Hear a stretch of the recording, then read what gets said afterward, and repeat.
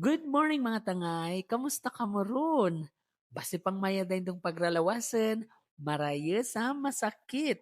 Kami digi sa Africa, by God's grace, okay kamera. Digi kami ruman sa palengke, ay magapamakal kami among luluton para sa birthday ni Faithy. Madagmit ang ponsya digi. Last week, birthday ra ni Sir Hector, di ba? Siyempre naman, hindi mawawala ang ating mga Filipino friends dito. Kasama namin si Ma'am Weng at si Ma'am Lloyds. Nandito din si Sir Errol. Aga-set up na ang sound system para sa karaoke. Thank you, Lord, in Jesus' name.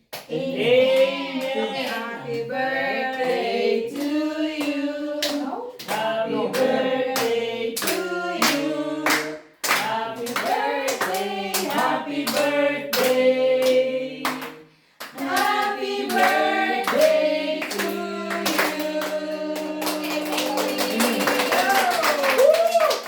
And to this woman of wisdom and grace, we celebrate you, Faithy. More of God in your life. And many more years in grace and glory. Kinabukasan, syempre, hindi mo na ako umuwi. Agtabid ako na digi sa church and the Faithy. Kakabless baya ay maski nga rasan da pa church building pero dayon ang talaga ng worship service. Diyan sa dala mga gagather sa kilidan ng balay. O nga pala, si Faithy ay isa ding missionary dito. At the same time, engineer din siya by profession. Ang derep na ninganingan sa ministry, partida, lady missionary pa yan, single, walang kasama.